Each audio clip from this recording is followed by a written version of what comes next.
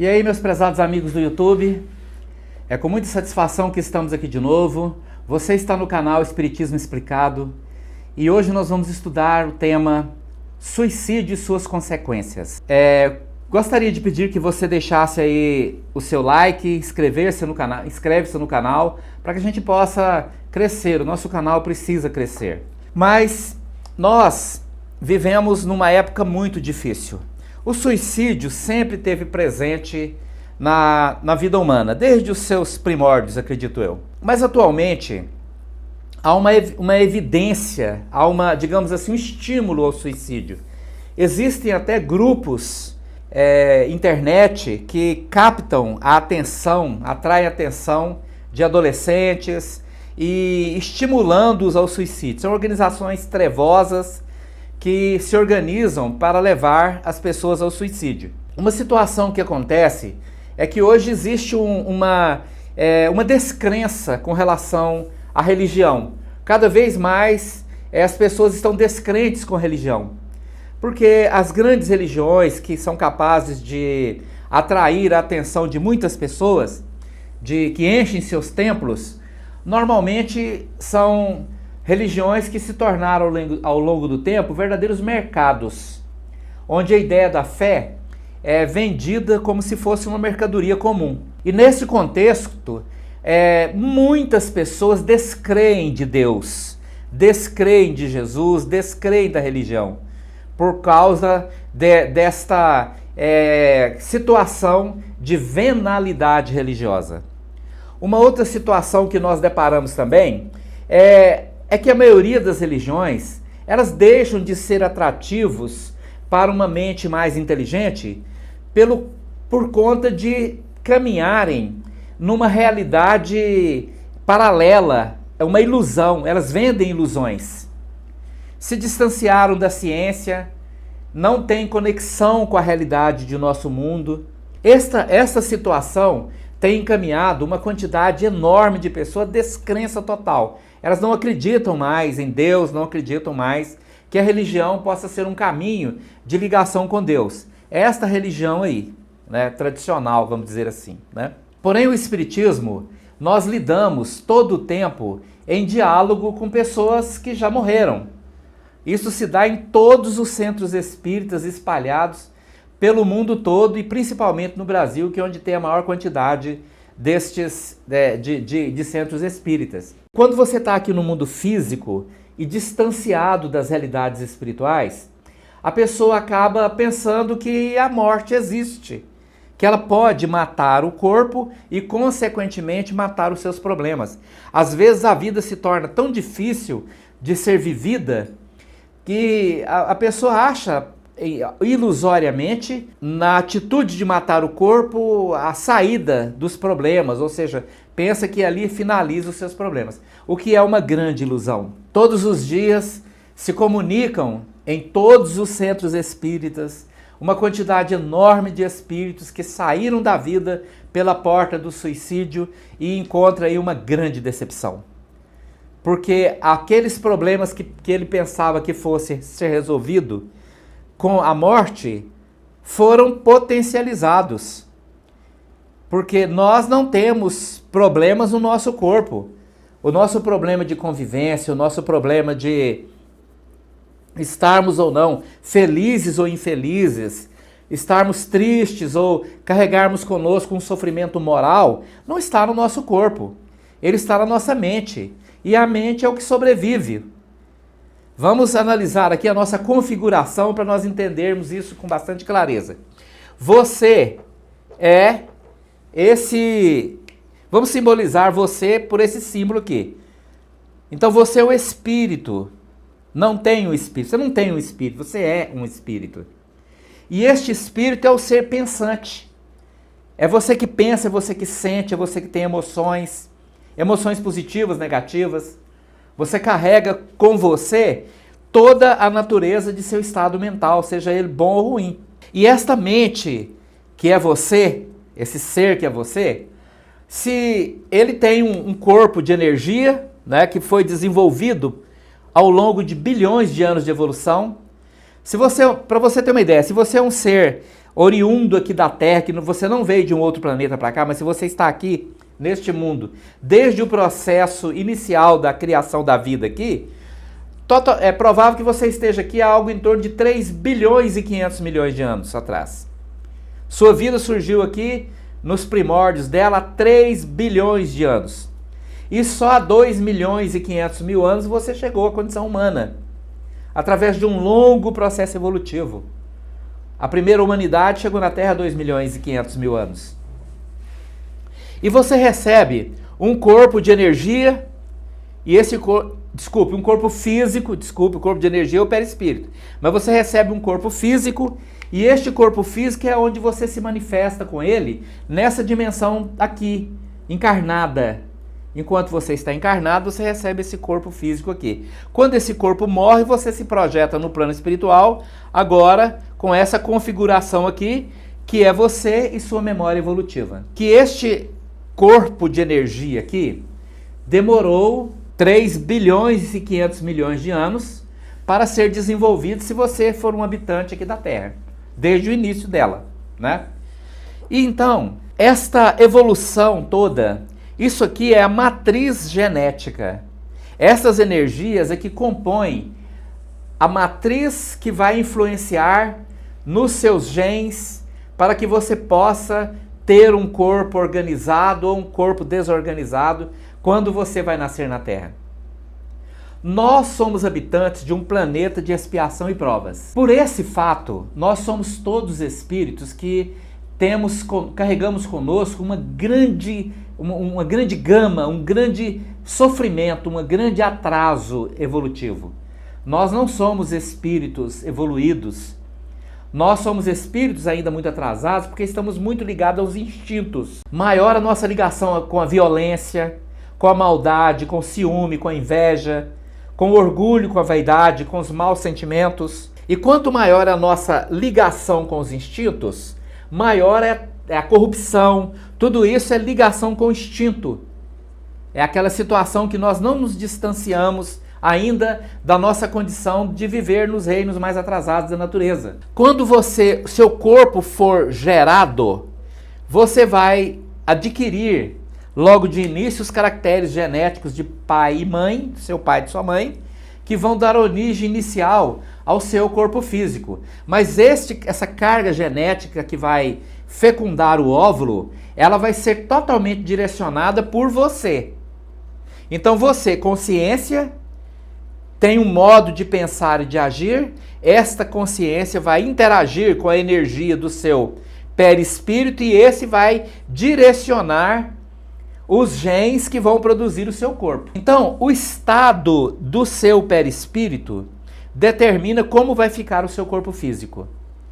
E o seu estado mental, como você é, como você vive, se você é uma pessoa de bem com a vida, ou uma pessoa de mal com a vida, uma pessoa de bons sentimentos, de maus sentimentos, estas cargas de natureza mental se refletem energeticamente no seu perispírito e ele vai ter uma descarga de energia, dependendo da natureza dela, em seus genes. Este corpo físico, induzido pela sua mente, que induziu seus genes, que agora induziu seu corpo, vai produzir um corpo mais ou menos organizado para você viver aqui na Terra. Existe uma relação importante. O que você faz com seu corpo tem reflexo no seu perispírito. Mas o que você faz com seu perispírito tem reflexo no seu corpo. Há uma ligação direta entre isso aqui. Se você cuida bem do seu corpo físico, se você cuida bem, se você o mantém saudável, se você exercita o seu corpo físico, se você tem uma relação de harmonia com o seu corpo, se você o alimenta bem, se você o mantém limpo, saudável, esse cuidado com o corpo físico, que é o seu templo, ele tem reflexo no seu perispírito. A ação do seu cuidar de si tem um reflexo do seu corpo, tem um reflexo que organiza o seu perispírito. Então, cuidar do corpo é cuidar da mente é cuidar do corpo, é uma relação direta com isso. Na atitude do suicídio em si, há uma desorganização total do perispírito. essa desorganização total do perispírito ocorre quando a destruição do corpo ocorre. Quando uma pessoa mata o corpo. Toda desorganização que ocorre no corpo físico tem um reflexo importantíssimo no seu perispírito. Então você imagina, uma pessoa que se mata pela via, por exemplo, de dar um tiro na cabeça, né? Estourar os miolos, como se diz, né?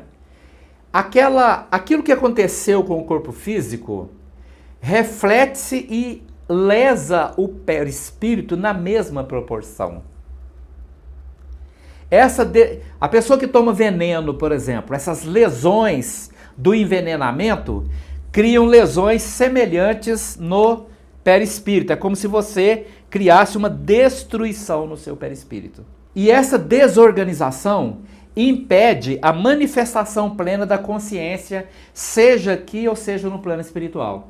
Isto está na razão de que os espíritos chegam ao plano espiritual depois do suicídio extremamente destruídos, extremamente sofridos, extremamente desorganizados e sem condições de manifestar a sua consciência. De uma tal maneira, eles ficam num estado de perturbação muito grande e esse estado de perturbação pode ocorrer por mais ou menos tempo de acordo com os atenuantes, porque existem atenuantes também. Para todas as coisas existem e precisamos lembrar que absoluto é só Deus. O absoluto é só Deus, o restante é tudo relativo a alguma coisa. E relativo ao quê? O grau de responsabilidade.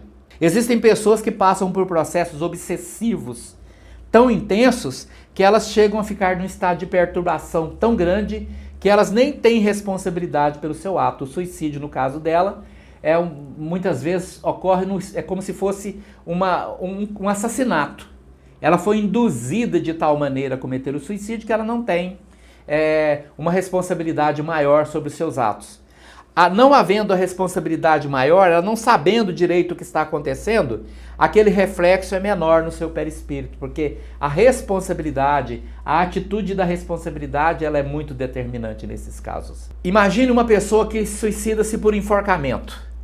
O enforcamento tem uma força que destrói a garganta, estoura os ouvidos, os tímpanos. E este reflexo ocorre exatamente na região mais afetada. E você tem a situação de, numa próxima vida, quando o corpo deste espírito for gerado, o corpo físico dele, ele vai nascer com lesões nas cordas vocais, lesões no ouvido, ela pode nascer sendo surda e muda. O suicídio por estourar os miolos pode levar essa pessoa a nascer com uma deformação cerebral dentro dos processos da hidrocefalia, microcefalia e outras coisas. E aí, nisso aí tem uma vasta situação de desequilíbrios e sofrimentos que a pessoa produziu para si ao optar pelo suicídio. Mas diante disso, nós precisamos entender algumas coisas. Primeiro, há uma relação entre religião ou religiosidade e suicídio. Pessoas mais religiosas, mais ligadas a Deus, seja qual for a religião, seja qual for, ela terá uma tendência menor ao suicídio, porque ela tem um nível de crenças que pode levar assim uma ideia de eternidade, a uma ideia de que aquilo que está aqui passa e ela pode libertar-se daquilo por uma via que não seja uma via destrutiva. Já o materialismo, a descrença total, ela pode levar a pessoa com mais rapidez à ideia do suicídio. E não é a solução dos problemas materiais. Países que já resolveram há muito tempo seus problemas sociais a nível financeiro, países que provêem o cidadão com muito mais, digamos assim, com muito mais eficiência do que o nosso país, países intelectualmente mais elevados, financeiramente mais elevados, têm altíssimos níveis de suicídio. Mas por quê? a satisfação do material, dos bens materiais, é limitada. Você chega a um ponto, em quanto mais é uma sociedade financeiramente mais avançada, que rapidamente existem pessoas que já nascem providas de tudo. Outras pessoas que se provêem ao longo da vida e ainda pelo meio da juventude, aos 20 e poucos anos, ela já tem tudo que o mundo material pode oferecer. E esta satisfação material que motiva as pessoas à vida, é muito bom ser motivado para você estudar, porque você quer conquistar o seu carro, você quer conquistar a casa que você quer morar, você quer ter dinheiro para passear, você quer ter dinheiro para poder realizar os seus desejos. Só que esta ligação com o bem material, ela é passageira, porque uma vez que você já proveu a sua vida de tudo que você precisa, o que resta mais para poder como motivação para a vida?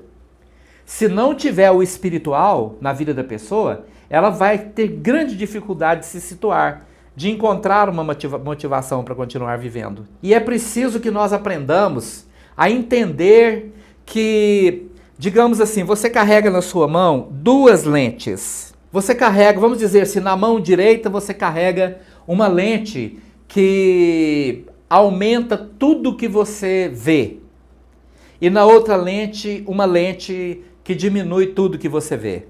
Então, dependendo de onde nós colocamos as nossas lentes, a nossa vida pode ser um paraíso ou um inferno. E olha bem a decepção do suicida, porque ele pensava que vivia aqui um inferno. Aí ele mata o seu corpo para sair do inferno. Mas o céu ou o inferno não é uma condição física, é uma condição mental. E esta condição mental está muito relacionada ao que você faz da sua vida e como você vê a sua própria vida. A vida de todos nós tem coisas boas e coisas ruins. Todos somos assim. Não tem exceção. Ninguém neste mundo é plenamente feliz. E ninguém é plenamente infeliz. E aí você observa uma coisa importante.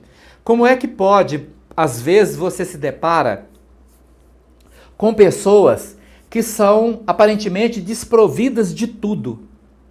Elas trabalham nos empregos mais difíceis, mal dá para o sustento de sua vida, mal dá para comer. Elas vivem em famílias extremamente complicadas, elas vivem de uma situação extremamente precária em todos os sentidos. Mas ela olha para a vida dela e se sente feliz. E quando você conversa com essa pessoa, ela afirma que está feliz, que ela é uma pessoa feliz. E você vê nas suas atitudes que ela é uma pessoa feliz. Ela até te diz, não, eu não tenho o que reclamar. Eu conheço pessoas assim. Eu não tenho o que reclamar, tá tudo bem. Mas você está doente. Não, mas isso passa, vai passar. Agora você vê a outra pessoa que ela tem tudo. Ela tem boas condições financeiras, ela tem juventude, ela tem saúde, ela tem toda uma perspectiva de criação de novas situações na própria vida, mas ela é incapaz de enxergar isso. Porque ela usa a lente que está na mão errada.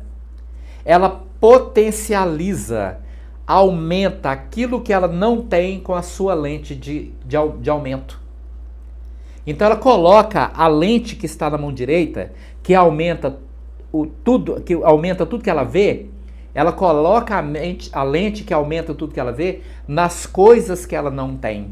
E o que ela não tem se torna imenso, e ela passa então a acreditar que ela não tem nada. Ela não tem família, ela não tem amigos, ela não tem, a comida que ela come é a pior possível, a vida que ela tem é a pior possível, os sentimentos que ela carrega, a relação dela com o mundo é a pior possível. E ela faz o pior ainda, ela pega a lente que diminui e coloca para evidenciar tudo aquilo que ela tem. Ou seja, tudo que a vida dela tem não serve para nada, não vale nada, não tem valor. E ela passa a ser aquela pessoa que reclama de tudo, de todos e até dela mesma. Diante desta perspectiva, a vida dessa pessoa aqui, Porque esta pessoa é você, é sua consciência. Você tem um perispírito, mas não é você, e você tem um corpo que não é você. Essa pessoa vai criando um inferno na vida dela. Ela passa a vivenciar um verdadeiro inferno. Quando ela destrói o seu corpo físico pelas vias do suicídio, ela pensava o quê? Porque ela fosse estar, a partir daqui, livre dos seus problemas. Bom, o que é meu problema? Eu sofro. Então eu vou matar meu corpo. Se eu matar meu corpo, fico livre dos problemas. Grande ilusão, porque acontece que ela fez isso aqui, ó. Eliminou apenas o campo, o corpo de manifestação dela neste mundo físico, nesta dimensão do universo que nós chamamos de mundo material. Mas ela se projeta no plano espiritual com isso aqui, ó, dessa maneira. E agora com um agravante muito grande, porque os elementos que ela destruiu no seu corpo têm correspondentes no seu perispírito e agora ela os danificou. Aí eu te digo, a maior parte das pessoas que nascem com doenças congênitas, doenças que trazem deformações desde a formação, ou situações que ocorrem depois na vida dela, levando a deformações, a grande maioria delas estão ligadas ao suicídio. As nossas famílias precisam ser levadas desde cedo ao desenvolvimento da sua espiritualidade. Não adianta pensar que encaminhar os filhos apenas para as situações que visam provê-las de sucesso no campo material irá resolver a problemática da vida delas. O espírito, ele é uma criança só até os 7 anos. Depois ele começa a ajustar as heranças de outras vidas. Aos 14 anos ele começa uma nova etapa. E aí ele vai ser o que ele realmente é. E ele vai trazer para a sua vida as suas tendências de outras vidas. Se essas tendências foram ruins, ela vai ter grande dificuldade de superar isso. A não ser que ela tenha um potencial de determinação, de escolhas, para que ela possa superar isso. Mas se ela não tiver, ela poderá ser subjugada pelas tendências perispirituais de outras vidas, que vai levá-la à descrença, ao afastamento da sua própria espiritualidade, a ideias ilusionistas do materialismo, do ateísmo, e isto pode levá-la à falsa crença de que já que não existe nada, não sobrevive nada, por que eu vou sofrer por mais tempo? E ao optar por não sofrer por mais tempo, a ilusão de matar o corpo, pensando que vai acabar com seus problemas. E isso não vai acontecer, porque ela apenas matou o seu corpo físico, mas a mente permanece, e carregando consigo o céu ou o inferno. Por isto é que precisamos estar atentos. As pessoas querem amor, mas elas não estão dispostas a dar amor. Porque nestes dias de sofrimento, em que ficamos carregados de dores, que ficamos por aí lamentando aquilo que não temos, existem tantas pessoas que precisam de nossa atenção e carinho, e a atenção e carinho que se dá aos outros é alimento para a alma. Imagine que quando estamos aí ligados ao nosso próprio sofrimento, existe naquele abrigo de idosos, naquele abrigo de crianças, naquele lugar naquela casa de socorro às pessoas com tratamento de câncer, naquele asilo, enfim, naquele lugar de assistência necessitada, existem pessoas que precisam de um pouco de carinho. É o velho que precisa de ouvir nossas conversas e que alguém tenha paciência de ouvir as conversas dele, porque velhos são repetitivos, eles repetem as mesmas histórias. E ficam jogados nesses abrigos de idosos, porque quando a pessoa fica velha nessa nossa cultura, são raros aqueles que cuidam dos seus velhos. A maioria joga num abrigo qualquer e não quer nem saber. Não voltam lá. E eles ficam lá naquele depósito até que morram. Mas nós que temos problemas de convivência conosco mesmo, precisamos ir até lá para fazer uma grande obra para eles, para ajudá-los. Não é verdade? Não, estamos errados. Não é verdade. Porque quando nós fazemos alguma coisa, o fato de você sentar uma tarde num lugar para poder ouvir uma música com um idoso que está num abrigo ou com uma criança que precisa de ajuda, você vai estar fazendo algo para aquela pessoa, mas quem recebe é você. Porque simpatia, carinho e gratidão são alimentos da nossa alma. Sem isso nós não sobrevivemos. Então, se queremos receber amor, precisamos dar amor. Não adianta pensar que o amor virá até nós se nós quisermos trancar-nos dentro das quatro paredes e achar que no nosso sofrimento, na nossa angústia potencializada pelas nossas lentes, a nossa vida vai se resolver. Não vai. Então precisamos aprender a perdoar, nos perdoar e viver de uma vida absolutamente agradecida. Porque se nós conseguirmos viver uma vida agradecida, nós vamos conseguir viver melhor com nós mesmos, conosco. Consequentemente, nós vamos colocar as nossas lentes de aumento nas coisas que Deus nos deu, no corpo que temos, na vida que temos, no alimento melhor ou pior que é colocado à nossa mesa.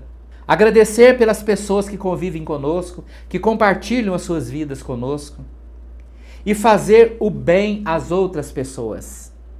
Porque isso alimenta nossas almas. E se isso alimenta as nossas almas, a nossa vida se torna mais vivível. E jamais atender às sugestões das trevas, sejam trevas atraídas por nós, ou trevas obsessivas que nos induzem à falsa ideia de que matando o nosso corpo estaremos resolvendo os nossos problemas. O nosso vídeo de hoje é este. Eu quero pedir a todos agradecer a todos pela paciência de ouvir. Vou te pedir para inscrever-se no nosso canal, deixar aí o seu like para que o YouTube permita que a gente cresça. Nós precisamos crescer e levar essas informações ao máximo de pessoas possível, porque tem muita gente precisando disso. Muito obrigado.